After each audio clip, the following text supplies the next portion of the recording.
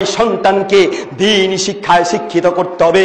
সন্তানের সময়গুলোকে দ্বীনি কাজে যদি ব্যয় না করান, এই সন্তান ক্ষতিগ্রস্ত হবে, আপনিও ক্ষতিগ্রস্ত হবেন। সন্তানকে দ্বীন শিখান। আমরা সন্তানকে কি শিখাচ্ছি? সন্তান গিয়ে স্যারের কাছে পড়ছে, শরীয়তে অজগরটি আসছে তেরে, অজগর তেরে আসুক, এই তেরে আসার কথা বলে ছোট বাচ্চার মাথার ভিতরে আপনি কেন ভয় ঢুকাচ্ছেন? এই সন্তানকে শিক্ষা দিন, শরীয়তে ওযু করে নামাজ পড়ি। সন্তান একদিকে বাক্য রচনা শিখবে, আরেকদিকে সে ইসলাম শিখবে। একদিকে বাক্য রচনা শিখবে, আরেকদিকে জানবে যে নামাজ পড়লে ওযু করতে হয়, ওযু ছাড়া নামাজ পড়া যায় না।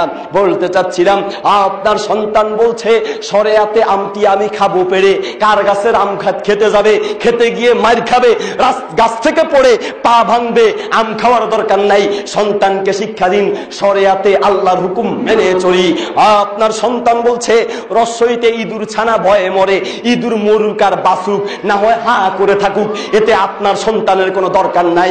সন্তানকে শিক্ষা দিন রসইতে ইসলাম ধর্ম মেনে চলে, ঠিক কিনা? মুসলিম জাতি, আপনার সন্তান অঙ্ক শিখছে, স্যার তাকে অঙ্ক শিখাতে গিয়ে সুদের বীজ ঢেলে দিচ্ছে। আপনার সন্তান অঙ্ক শিখতে গিয়ে শিখছে 100 টাকায় যদি 2 টাকা সুদ আসে, 10 লক্ষ টাকায় কত টাকা সুদ আসবে? স্যার যদি এই কথা বলে দেন যে সুদ খাওয়া হারাম, তাহলে ভালো কথা, স্যার বেঁচে যাবেন। আর না হয় ছেলেকে যদি সুদের শিক্ষা দেন, কিয়ামতের মাঠে সন্তান যেমন সন্তানকে শিক্ষা দেওয়ার কারণে আপনি স্যার, আপনাকে জাহান্নামে যাওয়া লাগতে পারে। বলতে যাচ্ছি, আপনার সন্তানকে এই ভাগ শিখাবেন, ভালো কথা, তবে সুদ দিয়ে নয়। সুদ মুসলমানরা সাপোর্ট করতে পারে না। মুসলমানের বাচ্চা তো এমন হওয়া দরকার, সুদ দেখলেই তার চোখ লাল হয়ে যাবে। সুদকে ঘৃণা করা মুসলমানদের রক্তের সাথে মিশে আছে। মুসলমানের বাচ্চা, ইমানদার কোন মুমিন ব্যক্তি সুদকে সাপোর্ট করতে পারে না। কারণ মুহাম্মদুর রাসূলুল্লাহ সাল্লাল্লাহু আলাইহি ওয়াসাল্লাম বলেছেন, মিশকাতুল মাসাবিহের 244 নম্বর পৃষ্ঠায়, আর রিবা 70 জুজআন আইসারুহা আইয়ানকিহার রাজুলু উম্মাহু। কোন ব্যক্তি তার মায়ের সঙ্গে জিনা করলে যেই পাপ হয়, সুদের 70টা পাপ রয়েছে। একেবারে সহজ ছোট পাপ হলো মায়ের সাথে জিনা করলে যেই পাপ হয়, একেবারে ছোট পাপ হলো মায়ের সাথে জিনা করার পাপ। আল্লাহর রাসূল সাল্লাল্লাহু আলাইহি ওয়াসাল্লাম মিশকাতুল মাসাবিহের 244 নম্বর পৃষ্ঠায় বলছেন, দিরহামু রিবান ইয়াকুলুহুর রাজুলু ওয়া হুয়া ইয়ালামু আসাদ্দু মিন 36 জিনিয়াতান।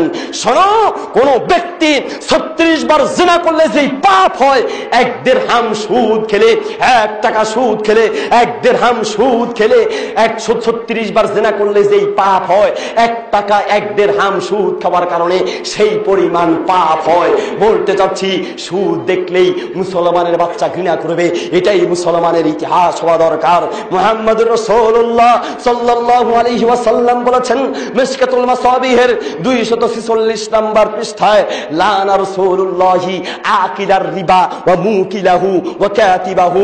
মুসলমান শোনো, যেই ব্যক্তি সুদ খায়, যে ব্যক্তি সুদ দেয়, ওয়া কাতিবাহু, যে ব্যক্তি সুদের অঙ্ক লেখে, যে ব্যক্তি সুদের হিসাব লেখে, প্রত্যেকটা ওয়াহুম ওয়াসাহিদাইহি, যারা সুদের সাক্ষী হয়, ওয়াহুম সাওয়াউন, প্রত্যেকের উপরে আল্লাহর গজব পড়বে, প্রত্যেকেই সমান। বলতে চাচ্ছি, ওয়ামান কাতাবাহু ওয়া কাতিবাহু, যে ব্যক্তি সুদের অঙ্ক লেখে, ওই ব্যক্তির উপরে আল্লাহর গজব পড়বে। আপনার সন্তান কি করে সুদের অঙ্ক শিখতে পারে? বলে, হুজুর ভাগ শিখবে না? হ্যাঁ শিখবে, ইসলামী পদ্ধতিতে ভাগ শিখান। আপনার সন্তান শিখবে 100 টাকায় যদি 2.5 টাকা যাকাত আসে, আবার বলছি সুদ নয়, যাকাত। 100 টাকায় যদি 2.5 টাকা যাকাত আসে, 10 লক্ষ টাকায় কত টাকা যাকাত আসে? বাবা তুমি একটু হিসাব করে বলো তো দেখি। সন্তান একদিকে ভাগ করা শিখবে, আর একদিকে ইসলাম শিখবে। আবার বলছি, সন্তান একদিকে ভাগ করা শিখবে আর একদিকে ইসলাম শিখবে। এটাই মুসলমানদের শিক্ষা হওয়া দরকার। আপনার সন্তানকে চুরির শিক্ষা দিবেন না, সুদের শিক্ষা দিবেন না, চোরের শিক্ষা দিবেন না। সন্তান শিখছে, আপনার স্যার সন্তানকে অঙ্ক করাচ্ছে কি 10 লিটার দুধের মধ্যে 10 লিটার দুধের মধ্যে যদি 2 লিটার পানি মিক্স করা হয় তাহলে মোট কয় লিটার দুধ হয়। আবার বলছি, আপনার সন্তান শিখছে 10 লিটার দুধের মধ্যে যদি 2 লিটার পানি মিক্স হয় তাহলে মোট কত লিটার দুধ হয়, কত টাকা লাভ হয়। সন্তান ছোটবেলাতেই দুধের সাথে পানি মিশানো শিখল। দুধের সাথে পানি মিশানো এটা একটা প্রকাশ্য, এটা একটা অপ্রকাশ্য গুপ্ত চুরি, ঠিক কিনা? এই সন্তান এক সময় চুরি শিখতে শিখতে বড় হয়ে চিন্তা করবে 10 টাকা আমার কাছে আছে, এরপরে 10 টাকা যদি বাপের পকেট থেকে নেওয়া যায় 20 টাকা হবে। 20 টাকা হলে পরে